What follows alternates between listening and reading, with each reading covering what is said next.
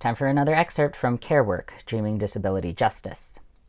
In their essay, Care Webs, Experiments in Creating Collective Access, Leah Lakshmi Piepzna-Samarasinha describes some of the collective access projects they've been part of or heard of. They start by explaining that collective access involves shifting our ideas of access and care, whether it's disability, childcare, economic access, or many more, from an individual chore, an unfortunate cost of having an unfortunate body, to a collective responsibility that's maybe even deeply joyful.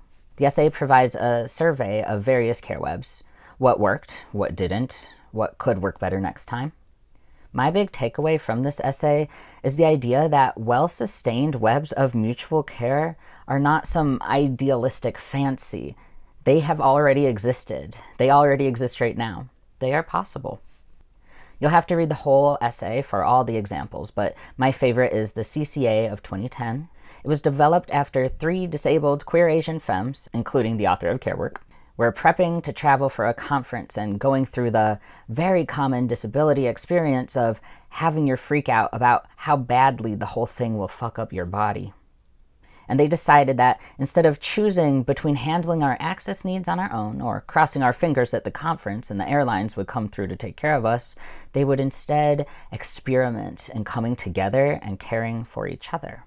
Here's a full excerpt. So we did it, and we did it quick. Threw up a quick WordPress site, and it worked. Sick and disabled queer people of color found us through email and Facebook posts and friends of friends, and once we got there, from running into us on site. Being less isolated helped us make group demands that were effective because they came from a collective disabled power, not just one individual crip writing a request on a registration form. We didn't just survive the conference, we made powerful community. Committed to leaving no one behind, we rolled through the conference in a big, slow group of wheelchair users, cane users, and slow-moving people. Instead of going to inaccessible party sites, we chose to stay in and ate and shared about our disabled lives.